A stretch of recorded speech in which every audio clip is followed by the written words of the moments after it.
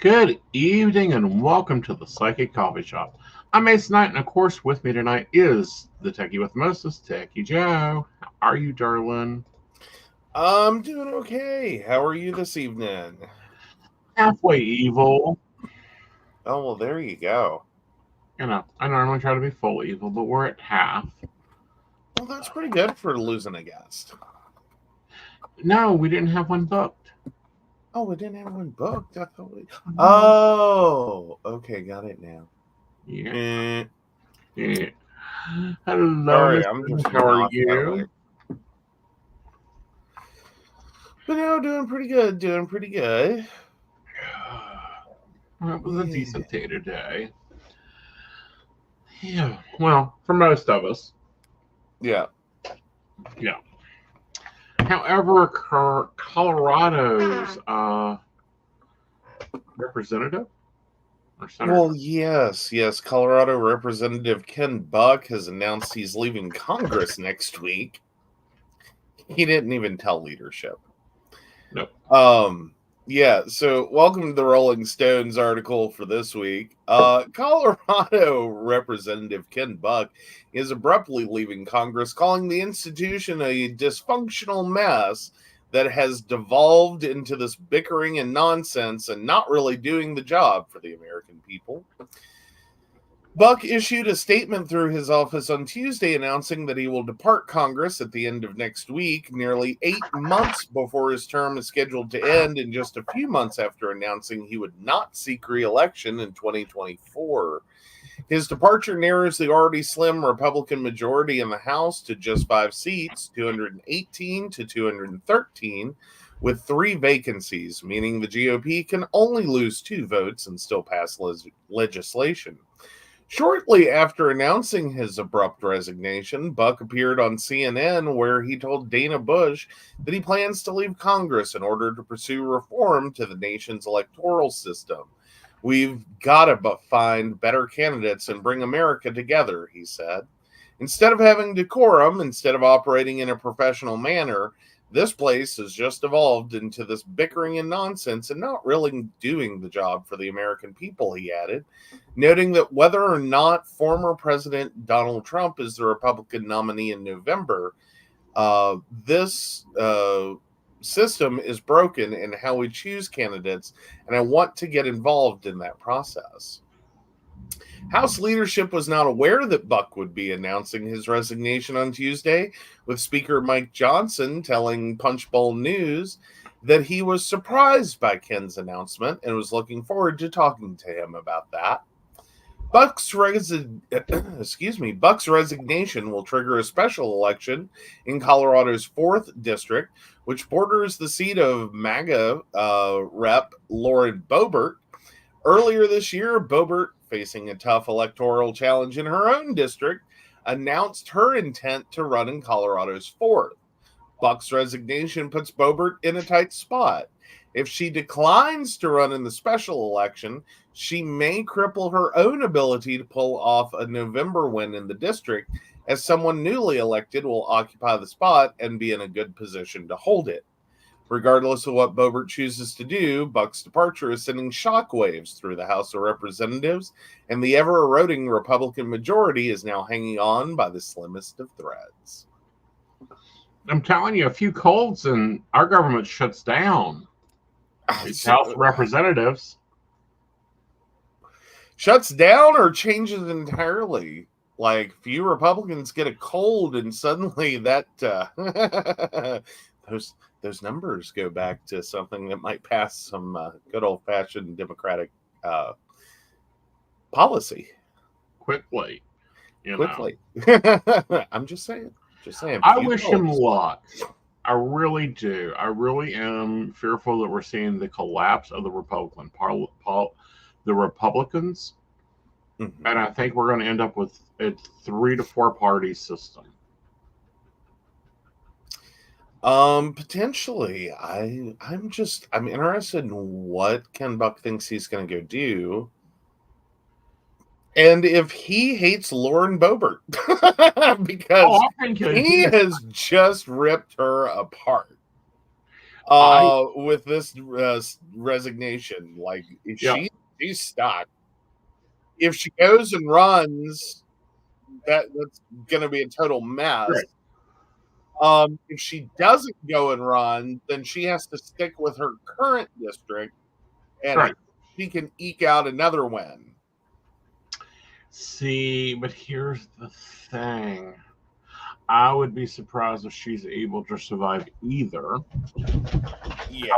What I understand, one, Buck is an old Republican. What I mean by that is he is the one that is like, no big government, no big spending, stay the hell out of people's business, line my pockets.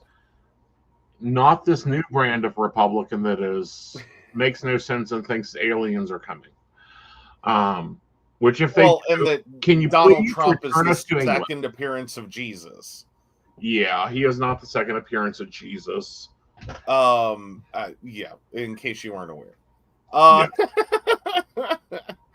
I didn't think people would have to be told that, but then we've learned people have to be told that. Right. That no. We're sorry he does not pass the litmus test for the second arrival of Jesus. Mm-hmm. Sorry, just doesn't. He doesn't even fit the demographic for the Antichrist. Well, but he cavorts with whores. Again, I can see the confusion. I can see the confusion, but see, here's the problem. I want a independent test for dementia.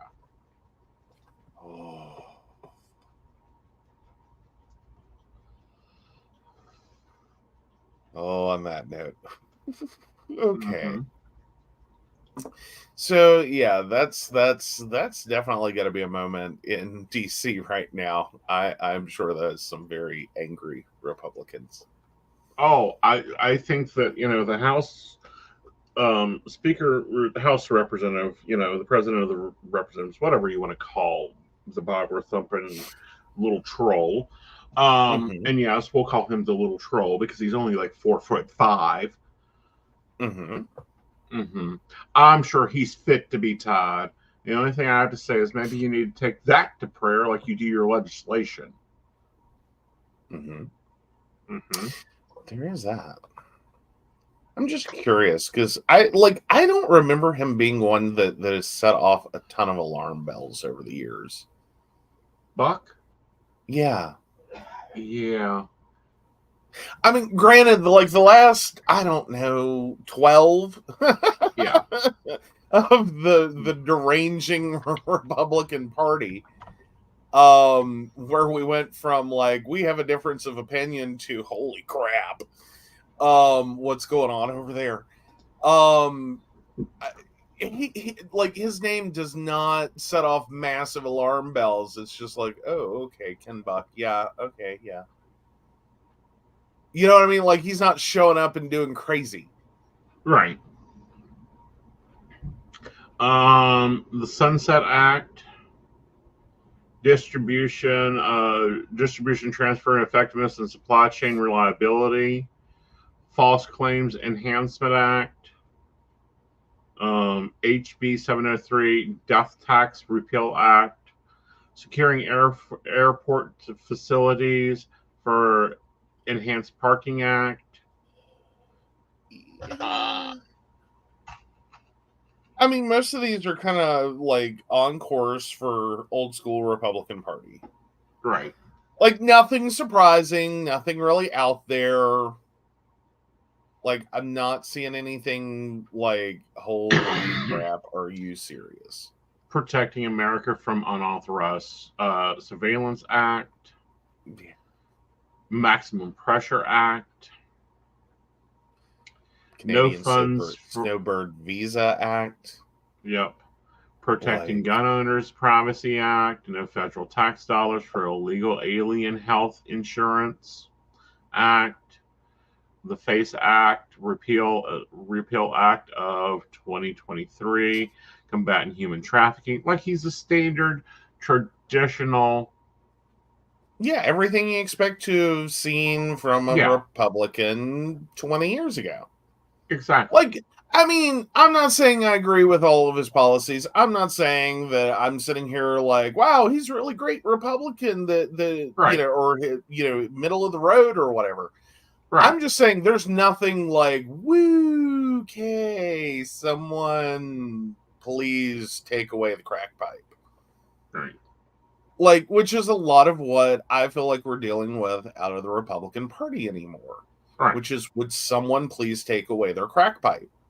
Right. Because, or whatever they're smoking, because it's gone crazy places.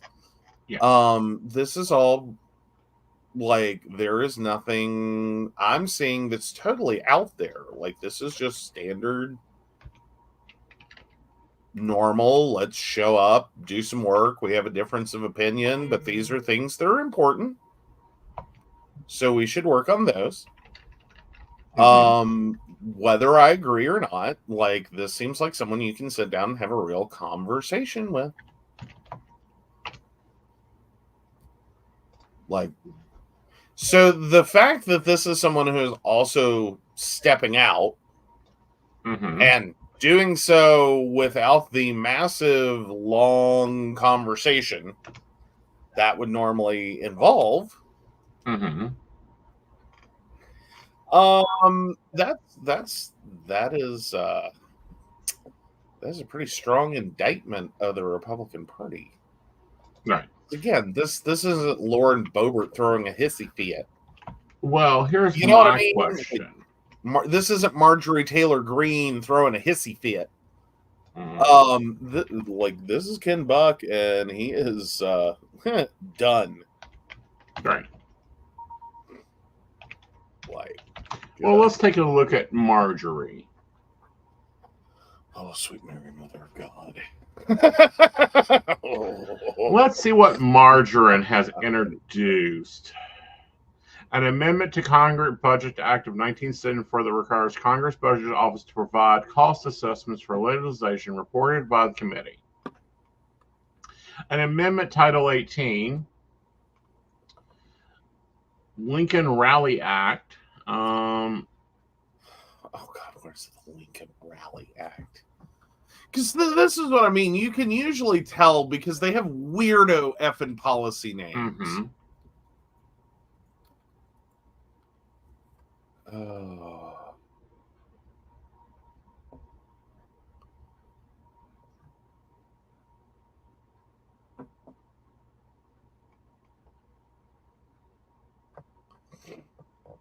Fair Labels Act.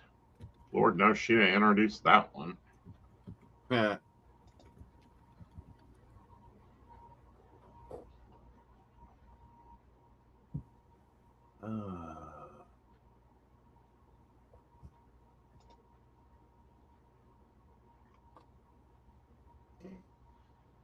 Oh, it's to inspect meat and poultry. Oh, God. Where did it come from? A chicken. All right, so what else we got? I know there's going to be some crazy in here. Stop Unconstitutional Background Check Act. Oh, yeah, there you go. Background checks are now unconstitutional. All right. Wonderful. Marshall Major Taylor Congressional Gold Medal Act. Oh, can't tell where that came from. Defund Act of 2023 to reinstate pilots fired or forced to resign because of COVID-19 mandate. Preventing Aliens Through River or Land Act. Of course. Like, that's a build a wall. It's got to be a build a wall. It is. Freedom to Breathe Act. Freedom to breathe? Yeah. Okay. It's in the Energy Commission. The legislation analyzed in Congress Research Service to begin analyzing this legislation after text is available. Like, all her stuff isn't even available yet. Well, it is, but it isn't. To prepare it through December 31st, the import of mass mandates for passengers of air carriers. Oh, so this is the kill as many as possible act? Oh, well, there you go. Yeah. Oh, yeah. So it's an anti-mask law. Right. Okay, great. That's what I'm saying. Like comparing the two, it's like Ken Buck, business as usual. Marjorie Taylor Greene, holy fuck. Yeah, somewhere in Texas. Oh, excuse me. That's where her mind is. Yeah. Marjorie. No, we were looking at Marjorie. Well, we I were was looking at figuring musty Bobert. Marjorie. 2 degrees from plastic, and I'm quite sure it's more intelligent. But she somehow got voted in, young and blonde. I wonder what you expect. But anyhow. Oh. So the Republicans are in shambles, but at least our Supreme Court finally agreed on something unanimously. Finally. Yeah. But this is math. Yeah. Oh, Shannon says, I thought it was a no smoking law. No. No, Freedom to Breathe Act was you should not have to wear masks on airplanes. Yeah. No. No. That like the whole no smoking law would make some kind of like logical sense. Freedom to breathe, I could possibly throw that one and like follow it. All right. But no, that's been one of the recurrent anti-mask statements, like pander to your base. Oh, no one can breathe in a mask. You just can't breathe. You're suffocating. Really? Like, are you wearing it correctly? Like, you don't shove it up your nose and down your throat. Like, in that situation, you might have trouble breathing. Right. Like, a fair amount, actually. Right. Oh, Shannon said just the face he made when he said it. Because I find it so repulsive.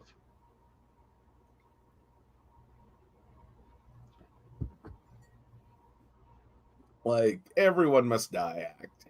Just call it that. Everyone must die. Yes. Because we don't believe in science. Yeah. Because we would rather pander to our base and get reelected. Well, not that they're going to be around much longer if you pass this law. Yes. Which, the Republicans are in trouble. In general. I mean, it puts me at odds with myself, though. Mm-hmm. Like, there's an opportunity here to let Darwin sort it out. Amongst people who already don't believe in Darwin, which is ironically funny. Just saying. I'm not wishing anyone dead. I'm just going. Like, there's a moment where you wonder, should this law pass and let Darwinism sort it out? Because it's what's going to happen. Like, again, it's not wishing anyone dead. It's just point blank saying, if that law passes, Darwinism will sort a lot of things out. Mm-hmm. So.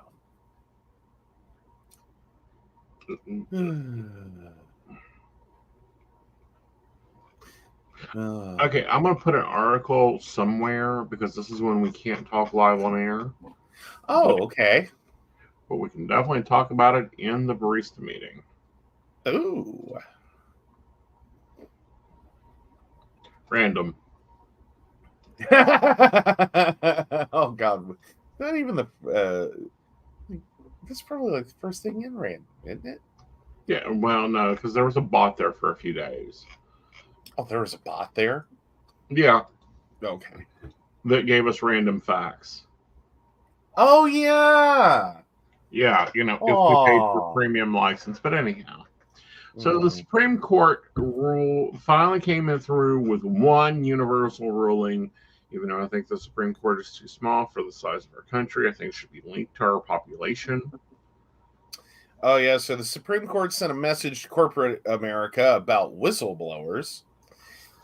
The fiercely divided Supreme Court does not agree on much these days, making its recent unanimous decision in Murray v. UBS Securities all the more compelling, especially given the unified ruling was about strengthening the rights of whistleblowers, not an obvious subject for a warm bipartisan embrace, but that is exactly what the High Court delivered, sending a clarion call to companies to tread lightly when dealing with those who speak truth to power.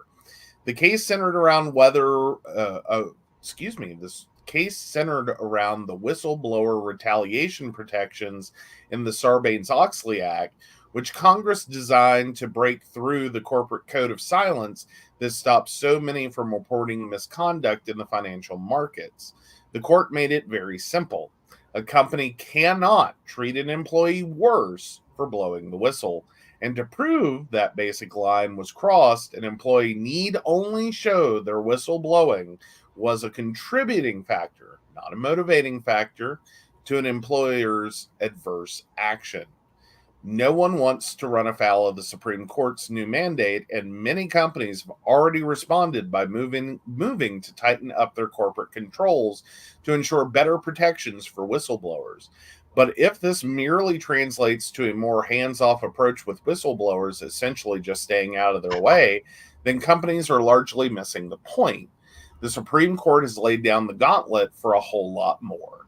It is in every company's interest to accept this challenge and welcome whistleblowers into the corporate fold. Whistleblowers serve as an early warning sign, shining a spotlight on serious issues that may otherwise remain in the dark. If properly heard and supported, they can help companies avoid ending up on the wrong side of a lawsuit, government investigation, or public relations nightmare. I've seen this firsthand from representing hundreds of whistleblowers over the years. Virtually all of them came to my law firm after they tried to address their issues and concerns within the company first. Only after the company ignored or rebuffed them, in many cases firing, demoting, or otherwise rebuking them, did they reach out to us to help them escalate their concerns to the government or courts. Congress has established an ever-increasing number of rewards programs to encourage whistleblowers to take this very path with firms like mine. Successful whistleblowers under these programs can earn a hefty slice of the government's recovery from enforcement actions the whistleblower prompted. These awards are routinely in the tens of millions of dollars, with several in the hundreds of millions. Many of our clients have been the direct beneficiary of these handsome payouts. But virtually none of our clients see the promise of potential riches as the driving force for coming forward. It is what keeps them up at night. Instead, the need to say something when they saw something that rubbed against their moral compass, to remedy a serious wrongdoing, to protect those in harm's way. Nor is it about getting the company in trouble, just the opposite. From our experience, whistleblowers are highly valued employees with a deep dedication to their company and the work they do. Their ultimate goal is to course correct the company or deal with a rogue employee or faction. They are not looking to get the company investigated, sued, or caught up in a PR maelstrom, at least not at first. More enlightened companies are beginning to appreciate the reality that whistleblowers are not the disgruntled troublemakers they are so often made out to be, that they serve the best interests of the company by ferreting out misbehavior early on, helping to avoid a whole lot of trouble down the road. That supporting and protecting them on their quest, not snubbing, silencing, or shaming them, is the best course for everyone. The Supreme Court seemed to go out of its way to make this point, unanimously recognizing the health, safety, or well-being of the public may well depend on whistleblowers feeling empowered to come forward. Companies would be wise to listen, not simply to comply with Sarbanes-Oxley and the like, but to make sure they do not become caught in the crosshairs of something significantly more damaging to their ultimate bottom line. Hi. That's the moment for the Supreme Court to rally on. Exactly. Jeez. It's going to be interesting. Apparently. That is a fun one. Right. But yeah. Oh my goodness. So yeah. All right. So I guess moving right along, or are you looking for something over there? No, moving right along. This one is from India. Okay, so Moon, Mercury, and Rahu conjunction? Raja. Raja. Okay. Yeah, conjunction. All right.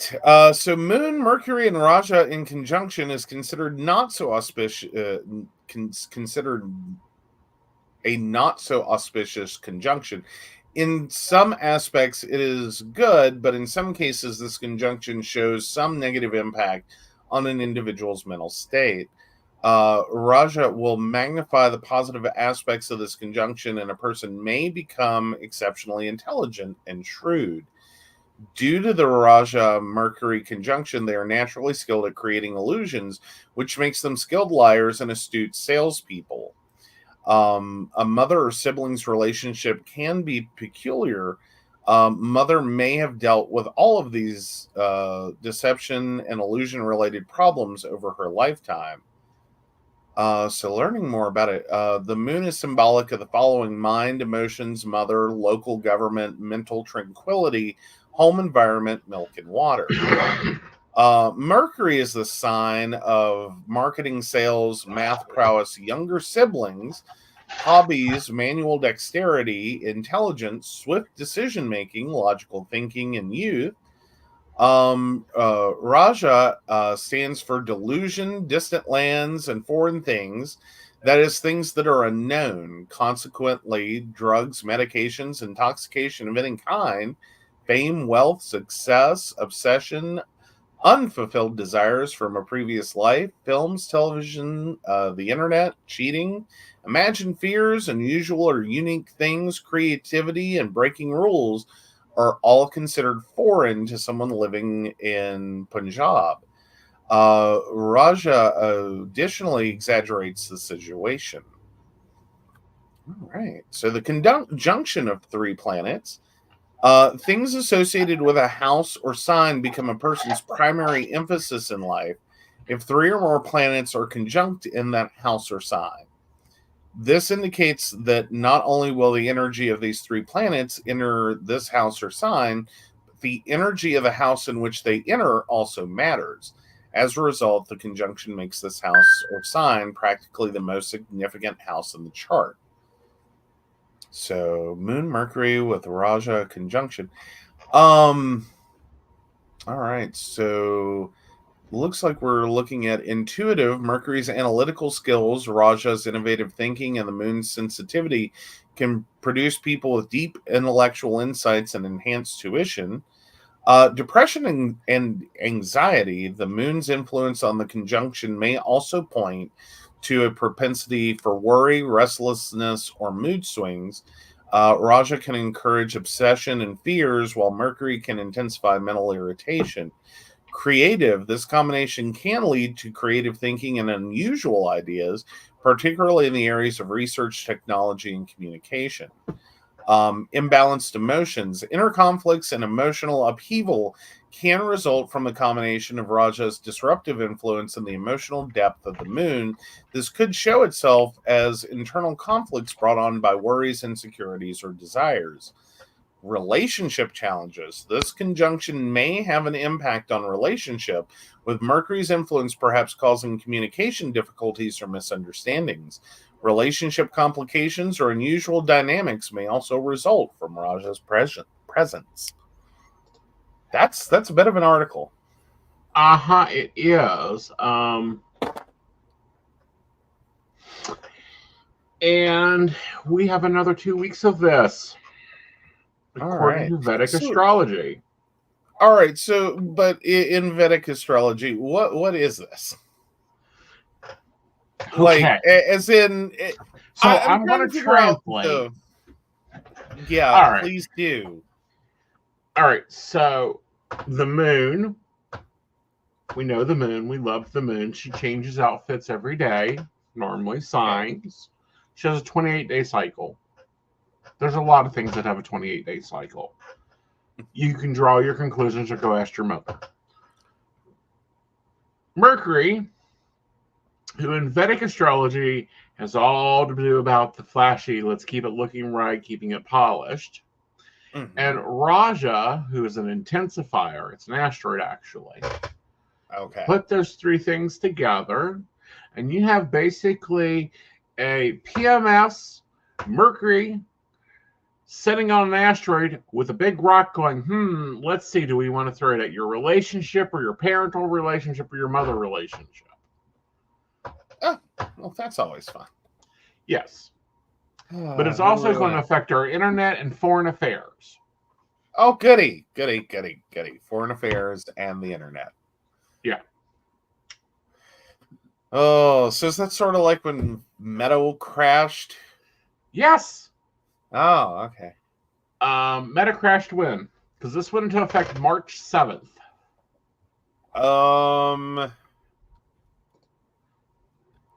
Was Facebook down?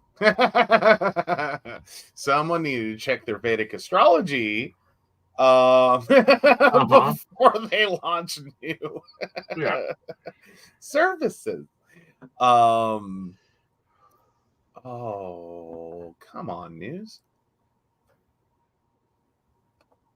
Let's try that. About a week ago, so we might have just missed it. March 5th. Yeah, 2 days 2 days ahead of this conjunction. So they were moving into place. Rasha was dancing into the room. She hadn't really settled her purse onto the floor yet. Oh, but already in a mood. Exactly. I'm sorry, it's kind of a large event. Yeah, because Moon and Mercury were already sitting there going, I really don't think that we're going to get along. I do not have a disqualification there. Who invited her? Mm-hmm. That's how I heard that. Was who invited her? Right.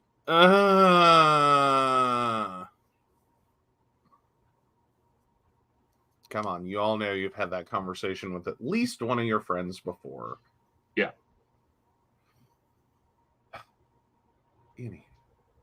Anywho, I find it interesting. I do not practice Vedic astrology. I understand the basis of the system. That doesn't mean I practice it. There's two different things there. Yes. It's like I also understand the use of a cell phone. That doesn't mean I can take it apart and put it back together. That's Joe's job. No, it isn't. Okay. Yeah. I have neither the patience nor the crayons to learn how to totally disassemble a cell phone and put it back together. What? You put stuff in my cell phone all the time. Oh, no, I'm just not that much of a hardware guy. Like, I'm not that committed. Right. Like, I'm already getting to the point that, like, laptops and desktops are becoming problematic because the components get any smaller. Mm-hmm. I mean, yeah. Like, can we talk about the hams at the end of my wrist? Right. And the fact that these were not built for tiny ass components. Right. And built for strength, not dexterity. Yeah. But I find it highly interesting. Okay. And if you are Pisces, rising, setting, rising, sun, or ascendant, you're going to be getting this hit even heavier. Ooh. Because it's all in Pisces. Ooh, Pisces, please let us know you're okay. And for me, because I am Aries, early degrees Aries, it's going to be focusing me on intuition and self-discovery. Oh, good Lord. Yeah.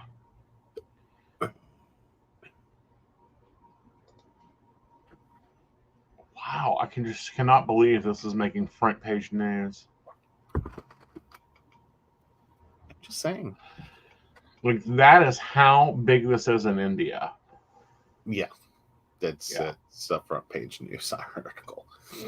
Yeah. I like just saying. All right, so I'm going to look at the effects of this.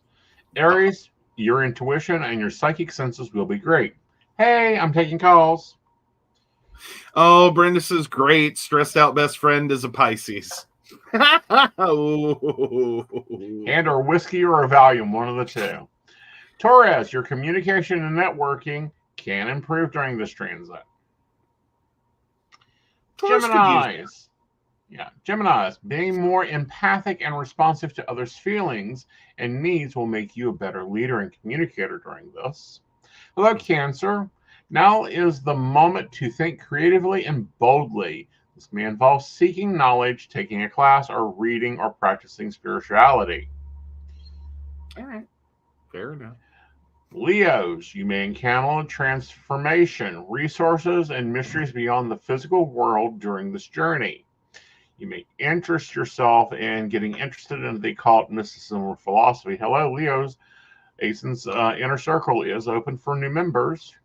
Hey, there is that. There is that. I was going to point out, though, has anyone else noticed that when Leos go down a spiritual woo journey, it's different. It hits weird. Mm-hmm. Like, it hits weird. I'm just saying, like, forewarning y'all, when Leos go spiritual, it's an experience. It is not that's because normal of the sun within their chart. All right, Virgos, transportation makes you examine the human connection, balancing individuals and community, personal and professional. Your ability to understand and accept other differences will increase. Libras, the transit encourages you rethinking your life. This step will involve changing your everyday routine and your workplace to give them meaning. Scorpios, this transit increases your artistic and creative abilities as you explore your intentional emotions and archetypal side. Sagittarians, this transit urges you to explore your emotional base, generally, and your home serenity. Your intention will improve, allowing you to spot familiar, uncultured, and subline subtitles. Sorry. Capricorns, you may want to share your deepest thoughts and sentiments on social media. Clarity in a commercial is critical. You will enjoy the outdoors and eco-friendly activities. Aquarians, you may go beyond your financial decisions to a deeper purpose and set of values. Your view of money and material property may change. Pisces, you gain intention, empathy, and spiritual understanding during this trip. You will gravitate towards artistic avenues that reflect your personality. Oh, nice. Nice. All right. So really check on your Piscean friends. Yes. DIY tip to gain maximum effect from this transit. Practice silence daily for at least 21 minutes and express your gratitude towards the universe as well as everyone whom you like to share it with. Be cautious while speaking and giving a double thought before you speak, especially with anything with friends, family, or romantic relationships. Self-reflect on your own goals and do course correction during this quarter ending month of the year 2024.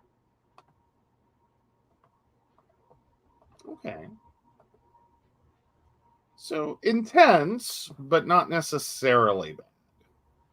No, it's not. It's a very intense, highly intense, transit.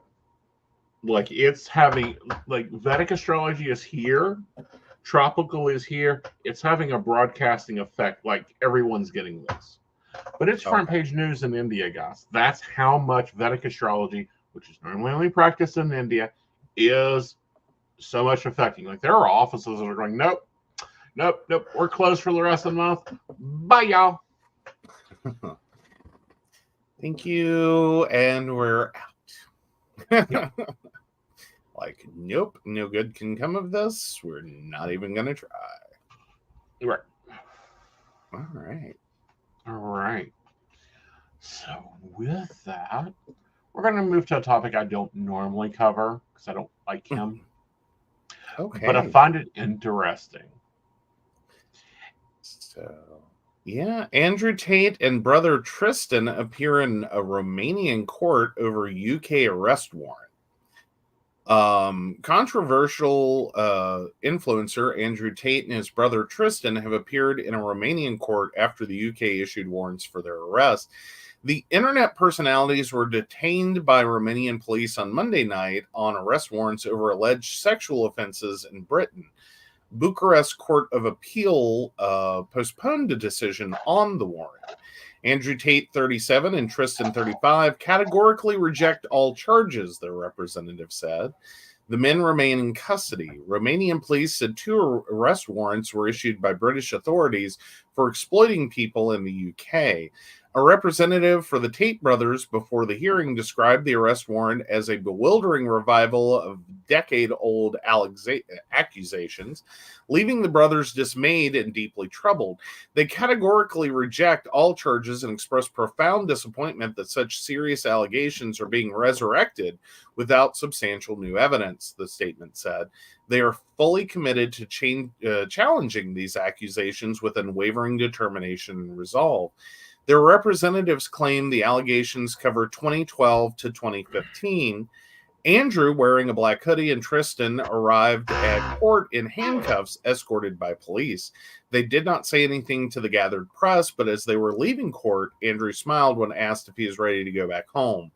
Following the hearing, the brothers' lawyer, Eugen Vinanek, told reporters he knew little information regarding the warrant and did not know if new evidence was provided by the authorities. In December, the Tate brothers, who were dual UK-US nationals, were ordered by a Romanian court not to leave Romania after the brothers made a request to visit their mother in hospital in the UK. The brothers are being investigated by Romanian authorities over separate allegations of rape, human trafficking, and forming a criminal gang, charges they deny. They are accused of exploiting women via an adult content business, which prosecutors allege operated as a criminal group. 2 female Romanian associates were also named alongside the brothers in an indictment published in June, and several alleged victims were identified. Mr. Tate has repeatedly claimed Romanian prosecutors have no evidence against him, and there is a conspiracy to silence him. He is a self-described misogynist and was previously banned from social media platforms for expressing misogynistic views. Yeah, so not someone we generally like.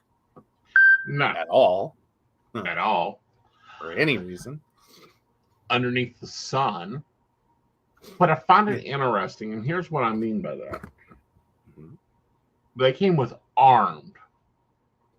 And this, understand, yes, this is the US and we're not used to this. But they went in there with SWAT team assault quality weapons to collect these 2 at 4 in the morning over a UK warrant when they're already in custody in Romania and out on bond. Yeah. I think that seems like a lot. And I mean, I wouldn't say we're not used to that in the US. We've seen situations in which our government, like law enforcement wise, we're increasing the amount of armed force used to execute something as simple as a warrant. Right.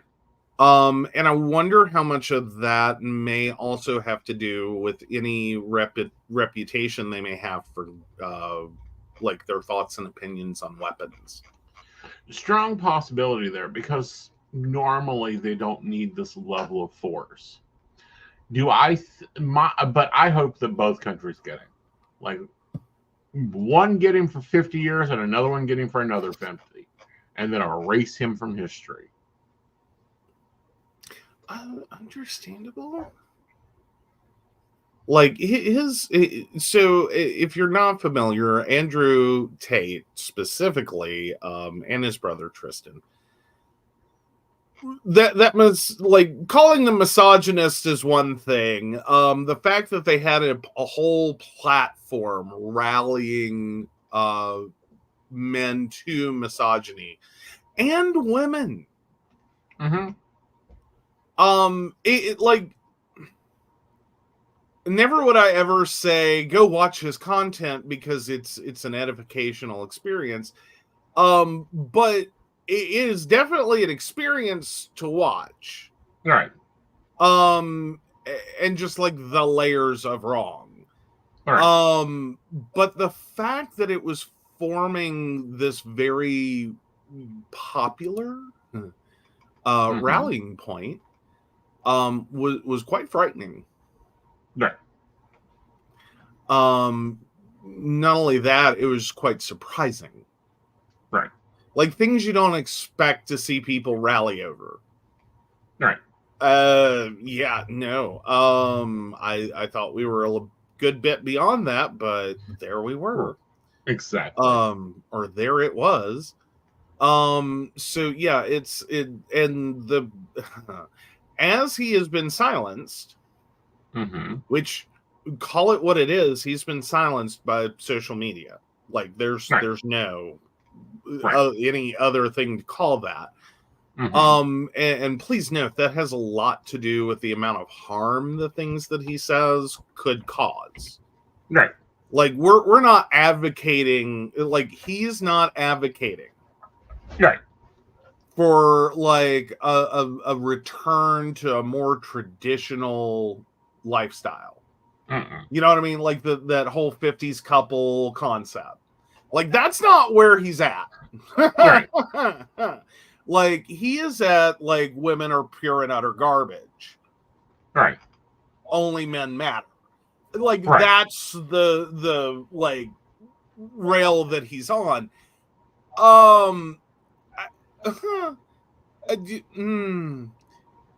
Yeah.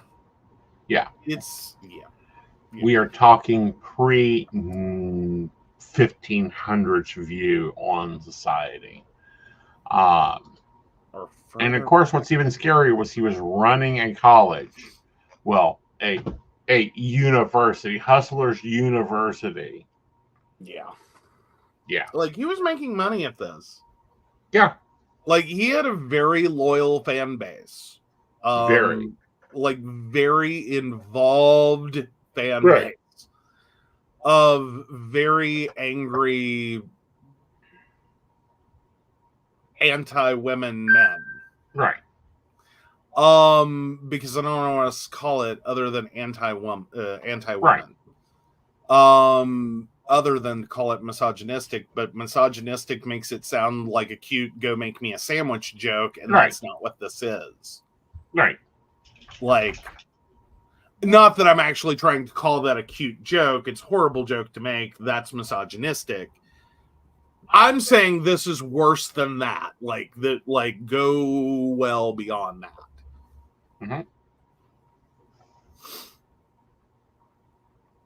And to update this, he is going to be extradited back to the UK and have to face the crown.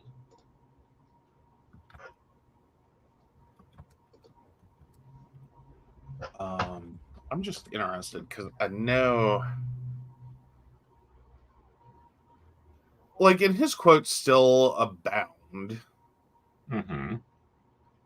Oh, I'm just looking to see.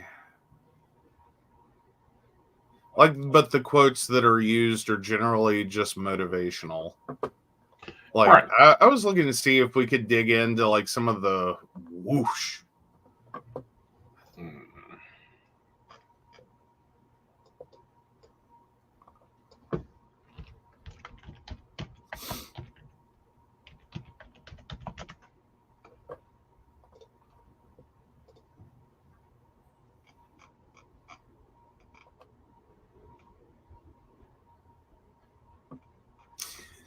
Okay, so yeah, six Andrew Tate quotes about women. The minute you choose a woman over your goals is the minute you lose them both. Women are not meant to lead, they are meant to follow. Women are attracted to strength and power. A woman's true power lies in her ability to inspire and support her man. Women should focus on nurturing their femininity rather than trying to be like men. Women should prioritize their role as wives and mothers over pursuing careers. These are his top quotes on women. Mm-hmm. I'm assuming the ones that are sanitized enough to actually be quotes. Yeah, because I don't know if you heard that music, because I did. He has others out there. Yeah, not so nice. Granted, that are not. And granted, I had to run my translator, but they aren't so Americanized. Yeah, not so much. No. All right, so after plumbing the sewers. Mm-hmm. Well, I wanted to cover it because it really shows you that at least outside of the United States, anything that looks like MAGA, smells like MAGA, smells like Tate MAGA, Mega Tate sounds interesting. The world ain't putting up with. Mm-mm. So there is hope out there. There is. It's getting better. It's not great, but Right. It's getting better. Right. And that's kind of, I think, why we're starting to see some of this. Right.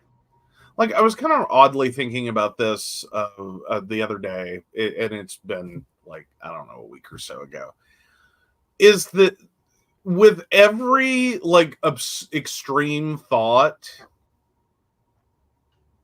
and sometimes extreme is perceptive in terms of, like, it took a long time to get there for it to become an extreme thought. But it goes through, like, this last gasp process where a lot of angry people show up to vehemently defend it. Right before it's like, do what? Oh my God, who would ever think such a horrible thing? Right. You know what I mean? Like, so in a sense, as horrible as, like, you know, Andrew Tate or I'm going to even go ahead and call MAGA Republicans the last gasp of the fringes of the Republican Party. Mm-hmm. As horrible as it is to have to go through an experience, I think it's also a good sign. Mm-hmm. It's like, this is its last moment. This is the last gasp. Like, this is its death rattle. Right. As this horrible set of ideas goes off to die. Right. So it's not a bad thing. I don't see it as a bad thing. I think any horrible idea gets one last gasp of a moment. Mm-hmm. And then usually you see that the whole concept dies with it. Right. You know what I mean? Like, it goes through its entire nasty extreme run, which may take a few years. Don't get me wrong. It's not like it's going to be a 5 minutes and it's over. But historically, when you look back, it's like, Jesus, I can't believe we went through that. Right. Like, what was that? Right. Like, now you know no one that believes that. Right. So I call it a good sign. I call it a good sign. Like, historically, that's how that plays out. Right. So, yeah.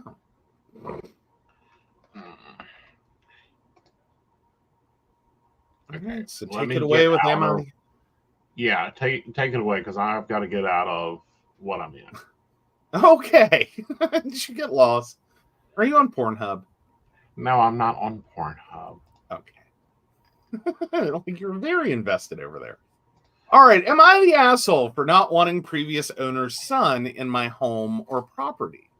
My husband, daughter, and I live in a small rural town. We purchased this house with acreage about 4 to 5 years ago from a couple with 2 adult sons. It's a very beautiful custom country French house that the man and his sons built themselves over the course of several years. The house is very luxurious, and so I can see how special it is for them. Yesterday, I was checking our town's Facebook page for updates on things and came across a post of a man asking on how to contact the owners of a house that matched our address because he wanted to show his kid his childhood home, but didn't want to randomly come unannounced, especially since we installed a gate at the entrance. A lot of people gave him ideas on how to look us up on the internet and find our phone numbers and contact us. My husband and I are very private people, and this kind of bothered me. To put a stop to it, I politely commented on the post that we are not interested and apologized. Now people are calling me a Karen for not wanting them over.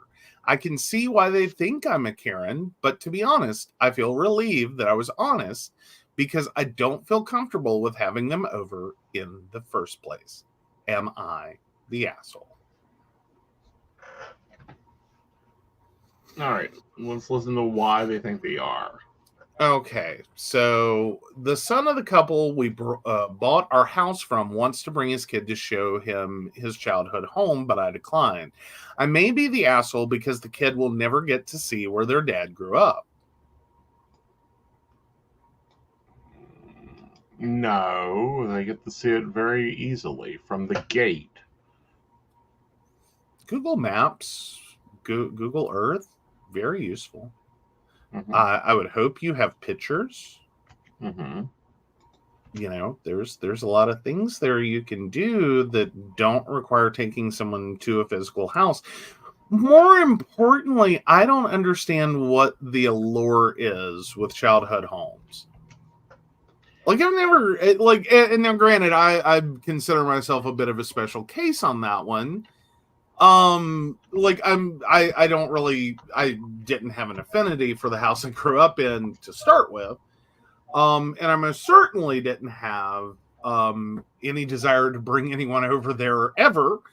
But especially in a past moment, Mm-hmm.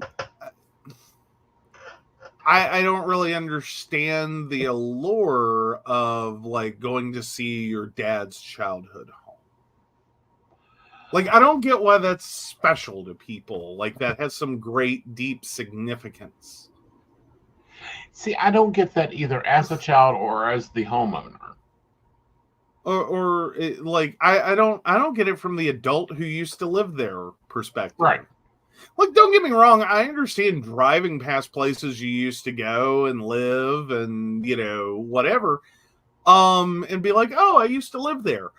I get that, and I understand if this is a huge property with a long driveway, that's not so easy to, like, drive past and be like, I used to live over there. You know, that little speck on the hill, that's a house, I used to live there. I can kind of get the, you know, whatever, but I don't really see it as a big life loss. Right. You know what I mean? Like, I have no clue where my dad grew up. I have perfect. I know what city. Right. But I'm sure that most likely that house has been so torn down. And quite frankly, my grandfather was a miner, so the likelihood that it was one house. It was probably a bunch of different houses, and you know, it's mm-hmm. And quite frankly, if you've seen one coal camp house, you've seen them all. Well, exactly, but like, you know, I don't take you tracing around rivers and going up on that hill's a cave, and you'll find probably some old wood from the door up there, and none of that occurs.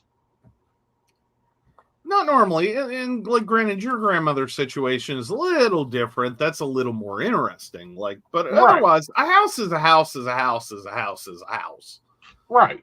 Like, I don't, you know. But you know, when saying that, it's like, can you imagine? Oh, we'd like to go tracing around your private campground. Oh, yeah, God, no.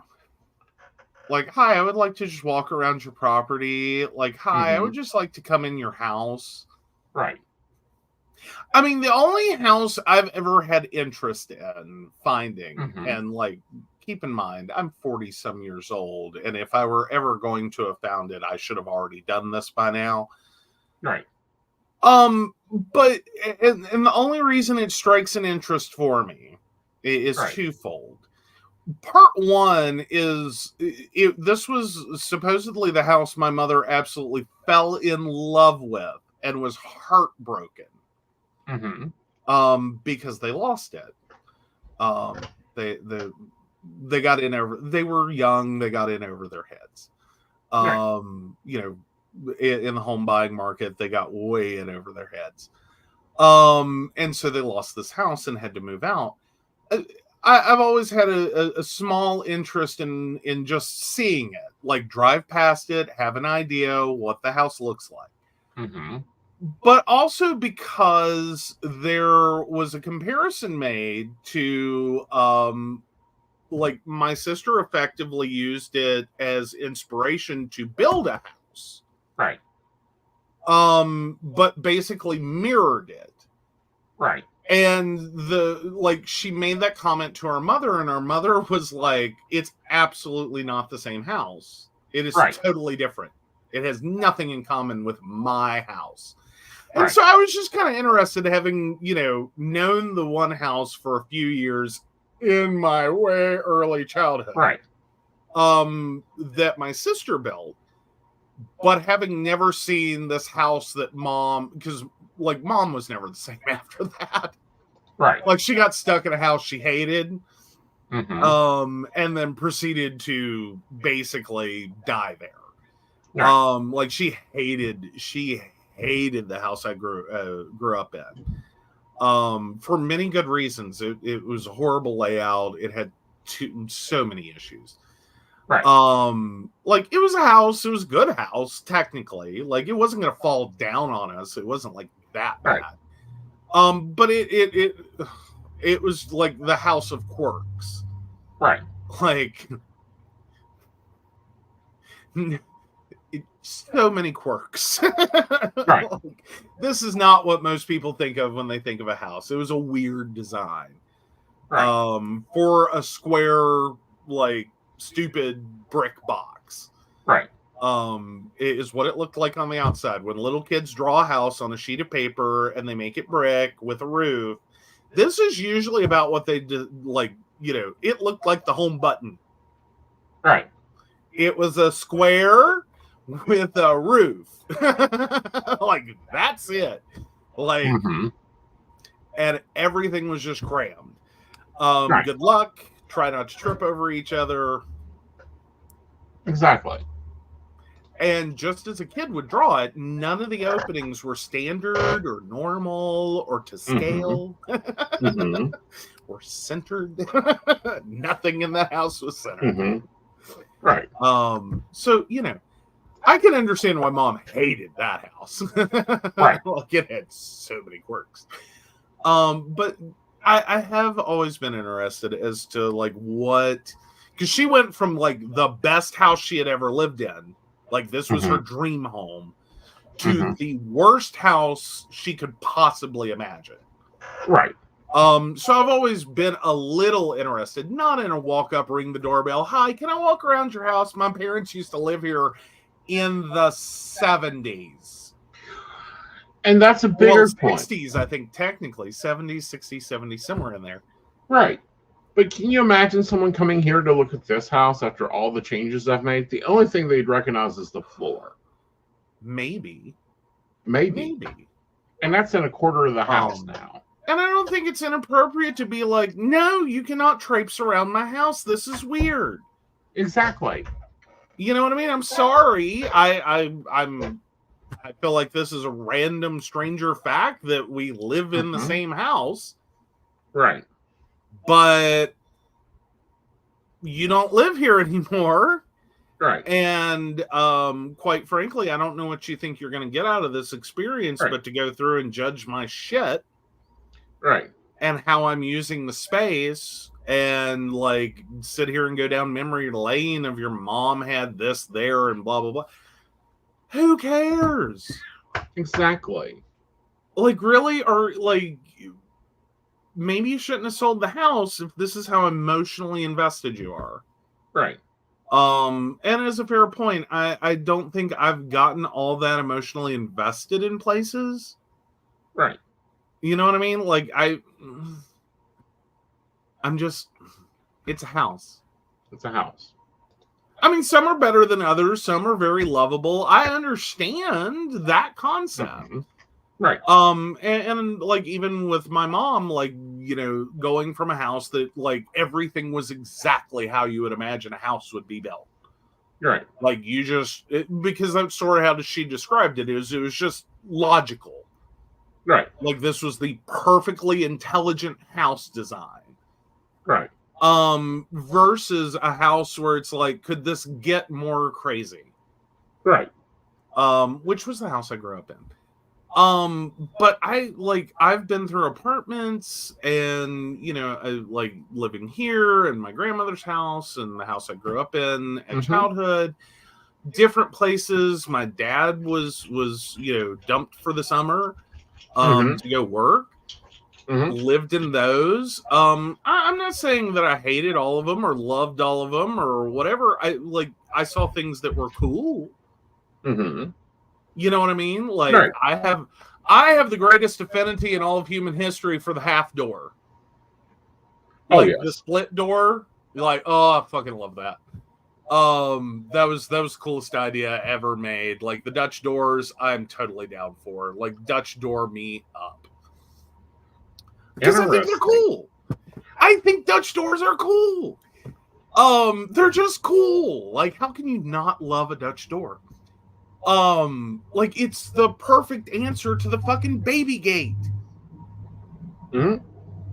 Like, it's a built-in baby gate. Well, not only that, but it's the perfect answer for like our front door and our back door. But anyhow, like, it's the baby gate. It's the oh yeah, pocket. Well, I don't have an affinity for pocket doors, mostly because I struggle to open and close them. I think they're cool. Excuse me. I think they're cool. I just don't have a real affinity for them because I also know that when they get stuck, they're real stuck. But Dutch doors, totally down for Dutch doors. Yeah. Oh, Dutch doors are just like, why? Why isn't this standard? You know you're going to move children into this house at some point, put up a fucking Dutch door. Why would you ever not? Because of the damn price. Oh, whatever. It's worth it.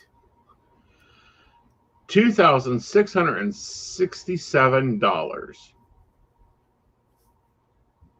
And how much are you going to end up after family after family after family moves in, kids and pets,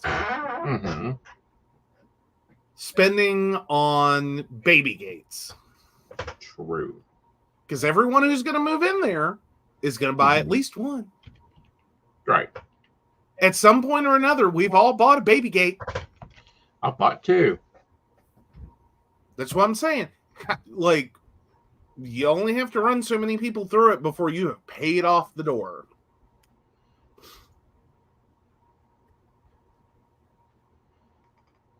I just don't understand why they're so expensive. Because they're a solid core door.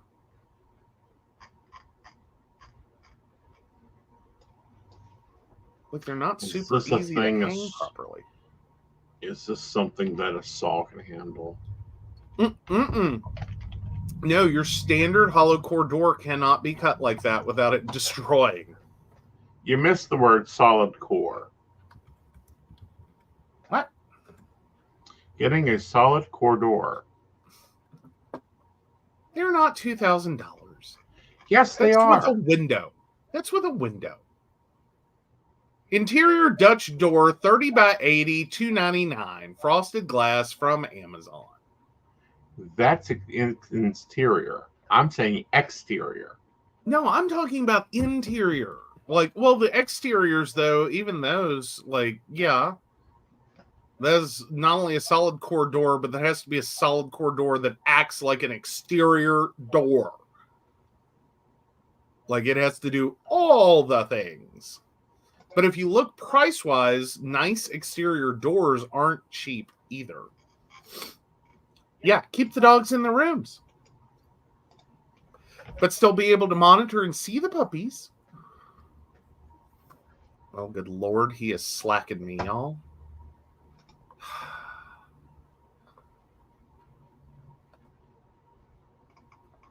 What have you found? Yes.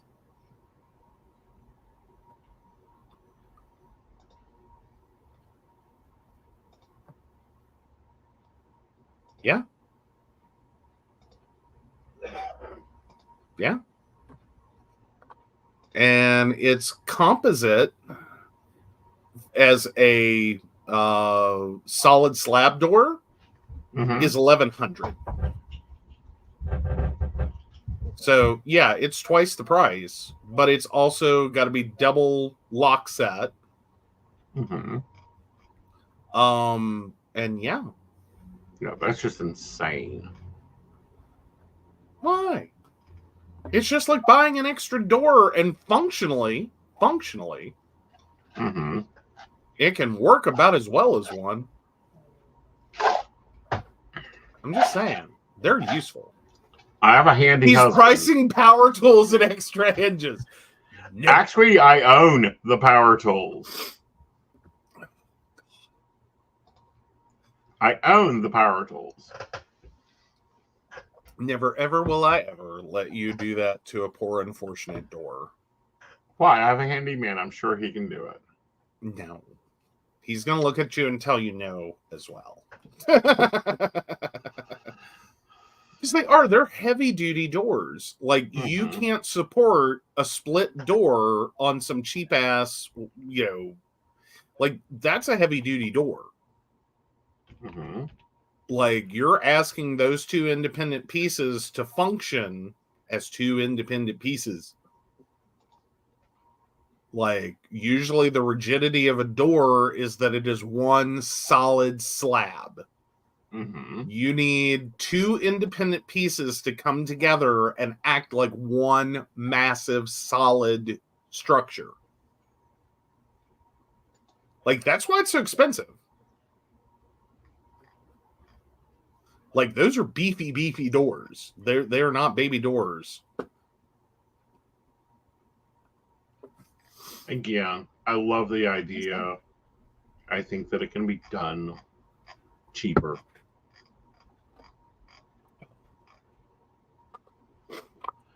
Fear what he is about to do.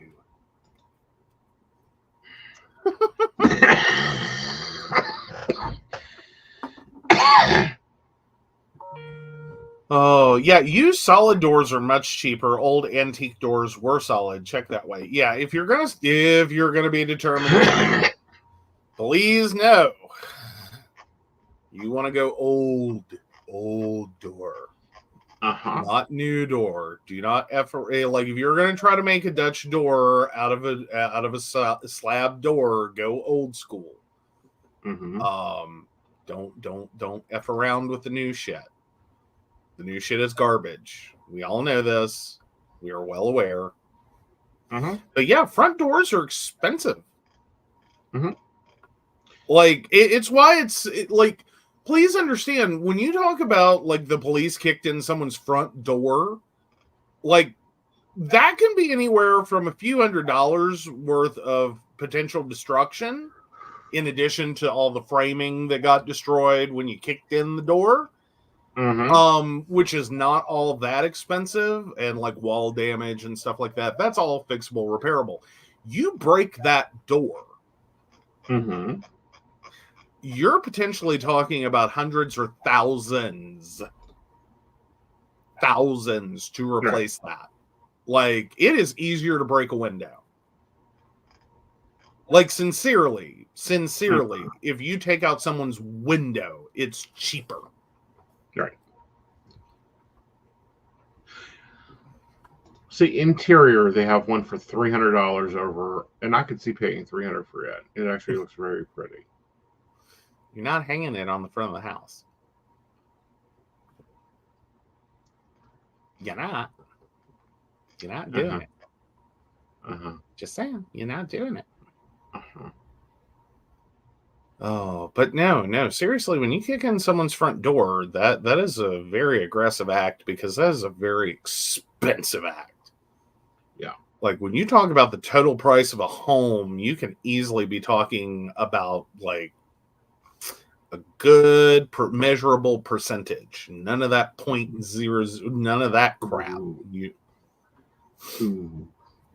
Yeah. Oh, what did you find? Oh, if I'm spending that amount of money. All right. Did you at least put up a poll while you go drill over doors? Up. God. All right. We got to underrail the show. He is now staring at doors and sending me slacks about doors. On air, honey. We're on air. I know we're on air. The entertainment. He can entertain. That is only $3,500. Uh-huh. It will not go on this house. I have to redo the front yard, but yes, it would. No, it really won't. We do not have space to mount that door. You do not have space to cut out for a 62 by 82 door. Honey, don't you know the measurements of the living room curtains? Oh, good God, you are not replacing the bay window. Or, well, it's not a bay window. Sorry. You're not replacing a picture window with a door. Chainsaw, long blade. No. All right. So, to relationship advice. If you have not seen the poll, please go vote in it. I'm sure we have options ranging from am the asshole, not the asshole, everyone's shitty here, and it's a dill pickle. Moving right along.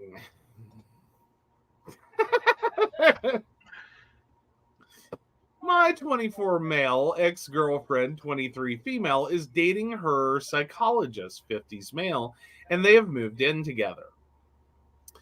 We were together for 5 years. It was a pretty unhealthy relationship. We both had some psychological issues and didn't complement each other. I had depression and addiction.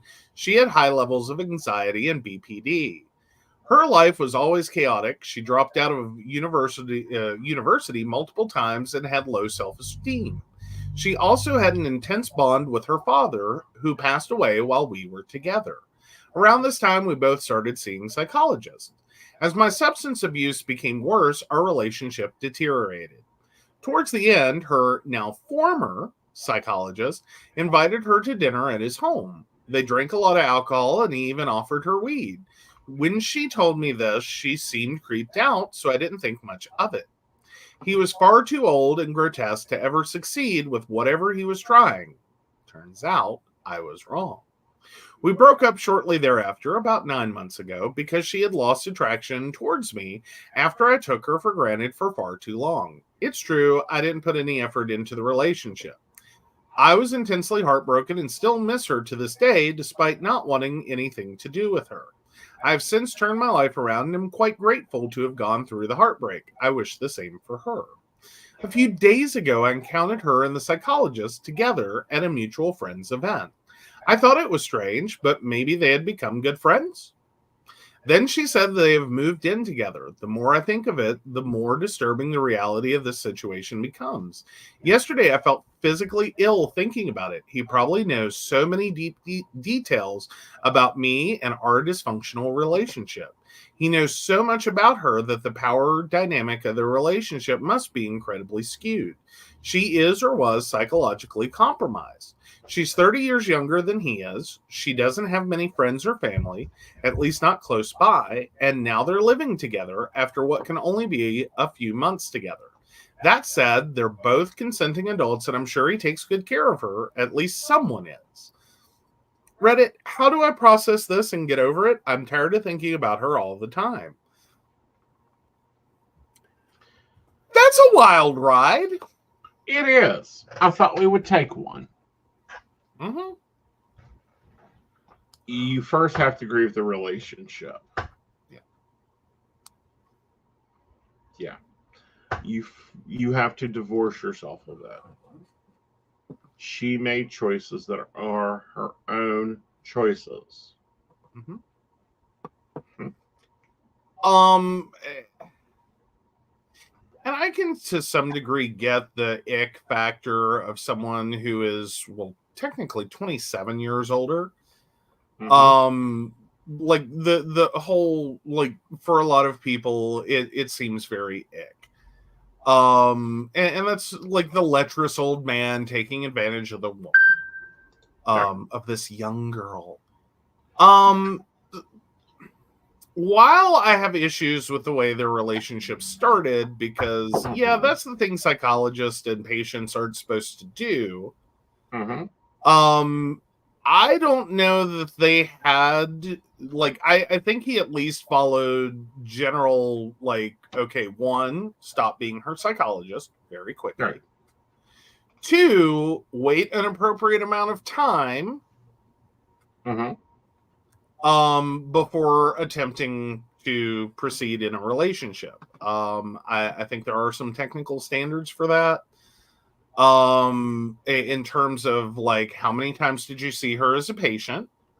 Mm-hmm. And how long did you wait after you stopped seeing her as a patient to try to get romantically involved? Because unfortunately things happen. People do meet people in the wildest of ways.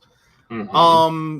And as long as you're respectful of the fact that, you know, this could potentially be inappropriate, and you know, allow a cooling off period, you divorce yourself from the doctor patient relationship, and do not try to, you know, the biggest fear there though is still going to be, is he, because there's this weird thing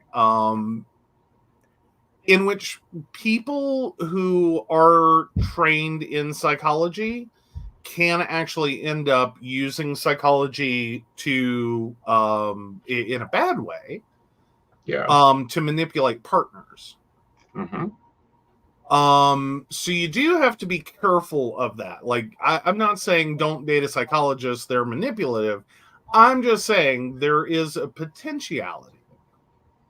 There's more than a potentiality. There's a high likelihood of it occurring. And And sometimes it's not a bad, it's not all horrible. Like right. you can take it to grotesque levels. And some people have. Right. Sometimes it's mild and, like, getting what you want out of your relationship kind of crap, where you kind of, you nudge them a little. Right. Like, you know what to say and how to say it, and to make them do the thing. Right. And as long as it's, like, for their own benefit and taking care of themselves, and okay, you gotta, you know, your life's a little easier. That's kind of hacking your life with psychology. There's cheap psychological tricks. It's a book series. It exists. Yeah. Unfortunately. That's not inherently horrible. Right. That's, you know, you're a little better at it because you are a psychologist. Right. But this is the same reason I don't read for partners. Well, not entirely, I don't think, but okay, go for it. It's violating for me a view or an idea of boundaries. Yeah, well, and it would change the dynamic, Right. and potentially open up some things, Right. that, like, I don't want to share that with you, thank you. Like, Right. I want autonomy in my relationship, Right. so I don't give you permission to go digging around there. You know, maybe I'm thinking about what to get you for your birthday. Maybe I don't want suggestions of what to do for that from you. Mm-hmm. You know what I mean? Like, Right. let me have autonomy. Like, this doesn't make any sense. Exactly. You know, but at the same time, it doesn't inherently have to be horrible. Right. But I think as a psychologist, you would have to be very aware of that. I think as the girlfriend of a psychologist, you should be made aware of that if you don't already know. Right. That, you know, hi, this is a potentiality you need to look out for. And yeah, it's going to make you a little crazy thinking about all the times in dating a psychologist, you're going to get manipulated somehow. Now, if you go back in perspective, they're like even Evita talks about the fact that we all manipulate our partners. That's part of a whole song. Right. You know, that like you learn people and what motivates them. And so if you want to go on a vacation, you might do some things. Right. Before you suggest a vacation. It's manipulation. Call it what it is. It's manipulation. Right. And again, it's nothing out of the ordinary. Right. But it can also get into levels where it's like, are you doing this? Or are you being manipulated into doing this? Right, which is one thing. But the other side of this, and the more problem side of this for me in this situation, is the information shared in a psychological evaluation.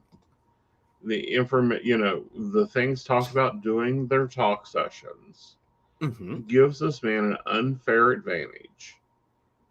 It can. Again, that comes into how many sessions did they have? Right.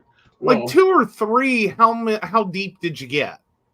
Right. 20 or 30, okay, that's potential that you have way too much information. Right. You know what I mean? Like, but then again, I think the paranoia that he has, the ex-boyfriend, the OP, I think that's your own paranoia. I mean, I think we all talk about our exes and probably share details that are intimate, that, you know, about our broken, fucked up relationships. I don't think that's any different. You're just thrown off because this is a psychologist that you feel has the power to judge you based on one person's perspective. 9 months? Psychologists do not engage in sexual intimacy with a former client/patient for at least 2 years after ceasing or terminating therapy. APA Code Standard 10.8a states. Okay. That's why I'm thinking there could not have been that many sessions, because generally that's interpreted for like long-term patient care. Right. Now, if you had a consult with someone or a couple of appointments, that's not the same as being in a continuous standard of care. Right. Again, it's probably bad as a professional idea. Right. I think it's very unethical. Yeah. There's a lot of things that have been coming up, however, on ethics here lately that I've been bitching a fit about. Understandable. Like we that's been a thing. Yeah. I don't know. It's kind of like we had a president who lied for 4 fucking years and we all forgot how to be ethical human beings, but that's just me. Right. Well, that and like fear mongering. Like, I don't like fear mongers. There's a lot of, on the psychic level, granted, that means that everyone has to form their own ethics. Some of the stuff coming out, I'm like, you've got to be shitting me. Yeah. Totally. So, let's take a look and see if you're the asshole. 100%, you are not the asshole for not allowing someone who used to live in your house to go roaming about it. Yeah. I think that's one of those things that makes people feel ick, that just, yeah. Yeah. You know what I mean? Like socially, like, oh, it's so heartwarming. He wants to visit his farmer home, and the big bad lady won't let him. No. That's no. Think about it from the other perspective. Like, do you really want to randomly let a stranger, like someone knocks on your door and randomly says, "Hi, I used to live here." Mm-hmm. Is your first impulse to be like, "Sure, come on in"? Yeah. I don't know you. Right. I don't know you. Get out of my house. Go away. And don't come back. Yeah, Shannon's like, for all I know, you're casing the place to rob me. Yeah. Mm-hmm. And then you're using, but like, here's the two sides of this. One is a heartwarming story of a local boy who wants to see his childhood home to show his son. Mm-hmm. Another version of it is, instead of, since you know the address, Mm-hmm. writing me a letter and sending it to me and awaiting a response. Mm-hmm. You posted my shit on Facebook. Right. Drew attention to my life and who I am. Mm-hmm. And where I live. Mm-hmm. And then you put me in the position of having to out myself as living here and being the owner, and then taking a position of, no, I don't know you and I don't want to. Thank you very much. I live comfortably in my home. Y'all did a great job, but no, I don't want any connection. Exactly. Now I'm a social pariah for it. Right. Because I didn't make the heartwarming local boy story. I turned it into, I don't know you and I don't want to. Exactly. Thank you. And, you know, that's where, like, privacy comes in. Like, there's so many issues with this. You know, if he was serious, he would have sent a letter. I would think so. I would think that would be a great place to start. Again, I think there are some people who'd be like, absolutely, come see our childhood home, you know, or come see your childhood home, that, you know, whatever. I think maybe if he had gone that route, like, the homeowner might have been a little more considerate of it. But no, I'm sorry. I see my house plastered all over Facebook. I'm going to be real knee jerk about go fuck yourself. Very much so. No, ma'am. No, sir. You are not coming in. Right. Like, hell or high water, get my shit off the internet. Right. Like, I nope. All right. So with that, guys, we will be back Thursday with Sandy with Coffee and Tea. And then on Friday, we will have Mountain Bears. And then we will not be on for the weekend. We will be off this weekend, but yes, we'll be back to normal programming next week. Exactly. Yes. Yes. So with that, we do want to take a moment to thank our sponsors. We sure do. Of course, we want to thank Beverly Walker, Mika G, Kathy, Mary Winfield, Brenda, Shannon C, Shannon D, Lady Gwendolyn, Charles Shaw, Tracy Van, Caitlin Bell, and Devin. If you'd like to learn more about us, the show, or how you too can become a Patreon sponsor and receive all the wonderful benefits our baristas receive, please visit us at pcspnetwork.com. Yes. All right, guys. Good night. Good night.